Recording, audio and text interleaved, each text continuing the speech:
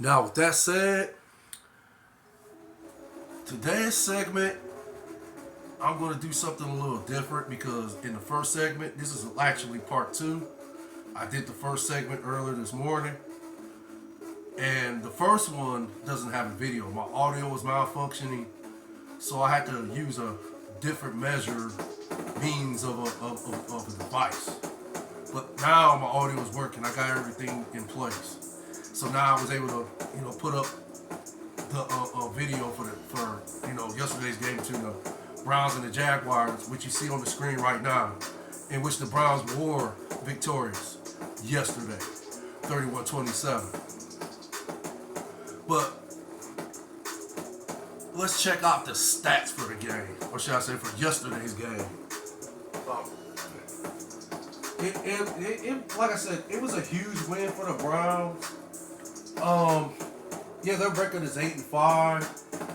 A lot of people were saying this was a must-win for the Browns. I somewhat disagree because even if they would have lost, they would have been 7-6. The Steelers are currently 7-6. The Cincinnati Bengals is 7-6. I would have liked to think if they would have lost to the Jaguars yesterday, they still would have been like in the fifth seed in the AFC playoff picture. Could be wrong, but I would have liked to think this. If they would have lost to the Jaguars yesterday, it wouldn't affect them. But still, regardless, it was a big win for the Browns because now, again, I think this. I want to say it's going to take 2 more wins, which that would give the Browns 10. And I think that's what's going to get the Browns in this year's big dance, the playoffs.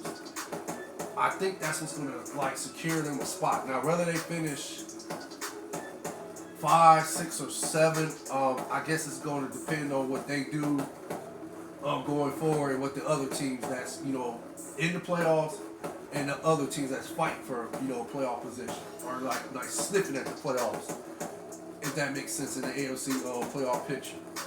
But yeah, for yesterday's game, Trevor Lawrence was 28 of 50, 257 yards, 3 touchdowns, and 3 interceptions.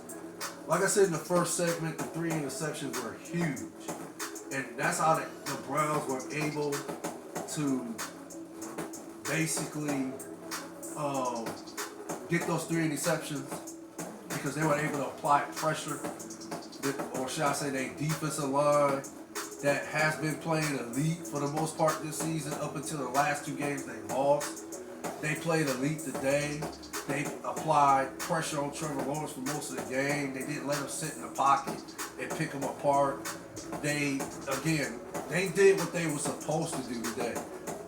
Again, I don't know if Trevor Lawrence's ankle was, to a point where it was severe, or was he, hobbled by it today. I can't really say he was, but I can't say he played tentative either. But from what I've been seeing from Trevor Lawrence this season, he somewhat look a little out of sync, if that makes sense. A little out of sync, not a lot, because he still was able to keep the Jaguars in yesterday's game, and it was because of the turnovers by Flacco, the fumble, and which the fumble was recovered by the Jaguars, and I want to say it was on the Browns on 20. Both the turnovers that was committed by Joe Flacco and Amari Cooper, they were committed on their own 20-yard line. I like to say that. I know it was committed on a short field. Let's say it like that. That's what gave the Jaguars a short field. That's when they were able to put, the 14 points on the board, and they made the score 21-7. So, I'm sorry, 21-14, not 21-7, 21-14. But neither team ran the ball. It just wasn't, it wasn't nothing spectacular as far as them running the ball. What's his name? Travis Etienne Jr. He had 14 carries, 35 yards, and a touchdown. Evan Ingram, 11 receptions, 95 yards, and 2 touchdowns. Joe Flacco had he was 25 of 45 for 311 yards and 3 touchdowns and an interception. Jerome Ford had 12 carries, 51 yards. David Njoku had a huge game, 6 receptions, 91 yards, 2 touchdowns. And again, the Browns they did what they were supposed to do.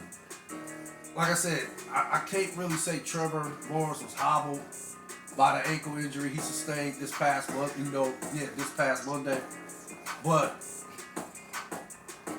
the Browns did exactly what it's supposed to do: apply pressure. Don't don't let him get comfortable in the pocket. So, excuse me. That's what the Browns were able to do yesterday. They were able to apply the pressure. They were able to make Trevor Lawrence uncomfortable in the pocket for most of the game yesterday. And Greg Newsome had a good game. He had a huge interception. And Joe Flacco, I want to say it was in the fourth quarter. It was 4th and 3. And it was an all-out blitz call by the Jaguars. At least that's what it appeared to me. It seemed like it was an all-out blitz. And Flacco read it perfect. He threw a strike to David Bell, who was literally wide open, and he just took it to the house. And at that point, that's what gave the Browns the 28-14 lead. Yet the Jaguars, Trevor Lawrence, they made a little run and cut the lead to 28-21. But the Browns were able to, prevail in the end. They were able to get a few more stops and, get the ball back, and then they were able to run the clock out. So basically, and then what's that guy's name? Jake. I want to say it's J.K. Rollins or something. Rollins or something like that. I want to say his name, J.K. Rollins. Oh, I can't pronounce that dude's name. Oh, what's his daggone name? Gosh. Oh. I think it's J.K. Rollins or something like that. He had a big game yesterday too. He had 8 tackles.